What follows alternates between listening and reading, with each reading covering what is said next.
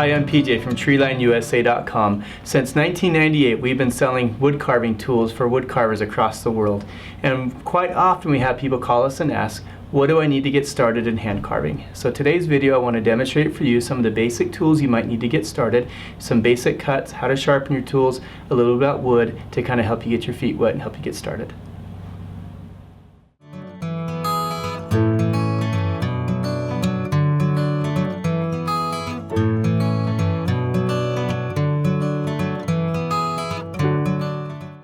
With hand carving, there's so many different types of projects you could get into. You could do the three-dimensional carving like this in both realistic or caricature. You could do bolo ties. You could do spoons and small bowls.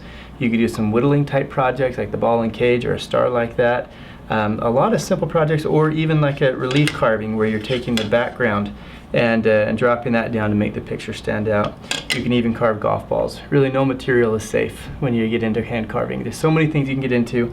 So right now, let's talk about some of the basics. So first of all, what type of wood should you use? When you're hand carving, basswood is by far the favorite hand carving wood. It's a soft wood, it holds detail very well, it paints well, it stains well. It's the favorite for hand carving. If you don't have access to basswood, you could use butternut or aspen, some of the other soft woods like that. But if you can, get a hold of some basswood. It's going to make your life so much easier as you carve. Any wood will carve, but some woods just aren't any fun. So use basswood. When we get into tools, we usually encourage people to first get into a good knife, get a few gouges, get something to sharpen them with, and then safety, like a glove and a thumb guard. So the knife that we like to use is this one right here, and there's a lot of different good ones on the market. This is made by OCC. It's a very flat ground knife.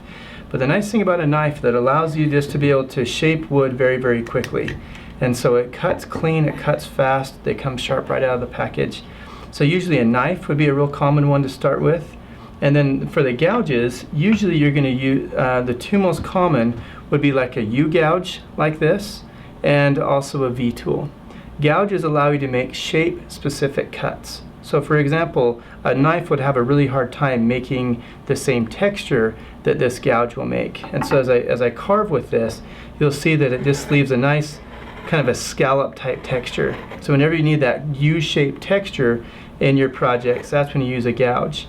The V-tools are great because it allows you to outline your projects.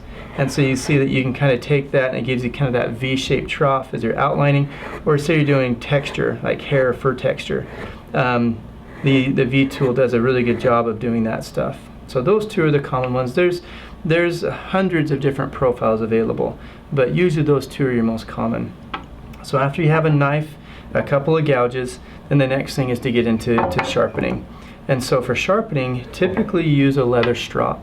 A leather strop is just a piece of leather that we charge with some polishing compound, which gives it just a little bit of grit. So once you have your polishing compound onto the leather, you hold your knife so that your knife is very flat against the surface, and you push away from the sharp side. So being really careful not to roll it. And that's the most common thing newer carvers have trouble with, is sharpening, because they have a tendency to roll that blade. Or when they come back to the other side, they take it and slightly roll that. And so be really careful to keep that blade nice and flat. Keep your finger on top of it to kind of sharpen back and forth. But that's how you sharpen and maintain your knife. For your gouges, usually you use what's called a slip strop. And a slip strop has a flat piece of leather on the back, and you can use your regular knife strop too for something like that, but it also has different profiles available so that you can set your U-gouge or V-tool on it, be able to clean up the inside profile of your tools. So for sharpening a U-gouge, you hold the bevel good and flat and go back and forth. And there's videos that we've done that cover this in more detail. This is just, idea is just give you kind of an overview of how to sharpen. And then flip it over, rub the polishing compound in the profile it fits best, and knock out any kind of burr that's created on the inside edge. And on a V-tool you have it's basically like three different tools. You have two flat sides and then that small rounded part in the middle.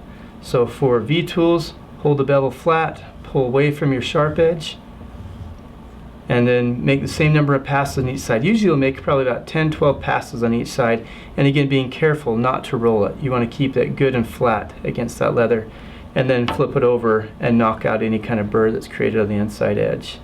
So Now that you've got a knife, a U-gouge, and a V-tool, the next thing would be is to make sure that you're protected. So usually on your non-carving hand, you're going to wear a glove.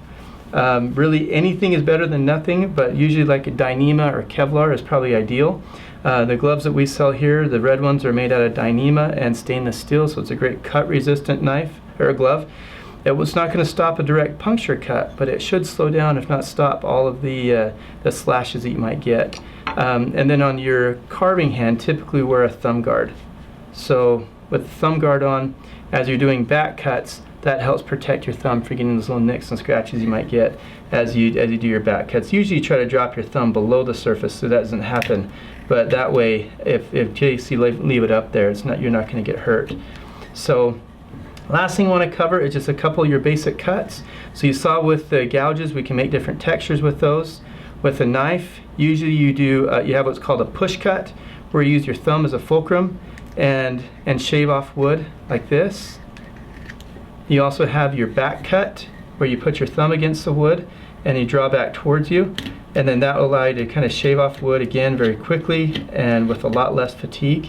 And then the third one is a stop cut, where you kind of come in, sever the wood fibers, and that allows you to cut up to them and allow those chips to come right out. So again, you've got your push cut, your stop cut, and then you've got your pull cut, where you cut back towards you like this. So anyway, those are some of the basics. You can get into a lot more tools as you get into it, but usually to kind of get started, having a basic knife, a few gouges, something to sharpen them with, safety, and then some good carving materials like basswood, you've got a great start to get into carving. I hope this video has been helpful to kind of give you some pointers or some of the basics to help you know what to do and what tools you might need to get started in wood carving. We at TreelineUSA.com carry a wide variety of knives and gouges, even power carving tools, and everything you might need to get started in wood carving. So visit us at TreelineUSA.com. And again, there's a lot of tutorials, a lot of videos, and a lot of books available, whether you're doing whittling type projects with just a knife, or you're carving spoons and bowls. The relief carving, like we were talking about, some face carving, we're carving like wood spirits, and even books to teach you how to finish some of your carvings. There's a lot of resources available. So visit us at TreelineUSA.com, and if you like this video, please click to subscribe to the YouTube channel. Thank you so much for watching.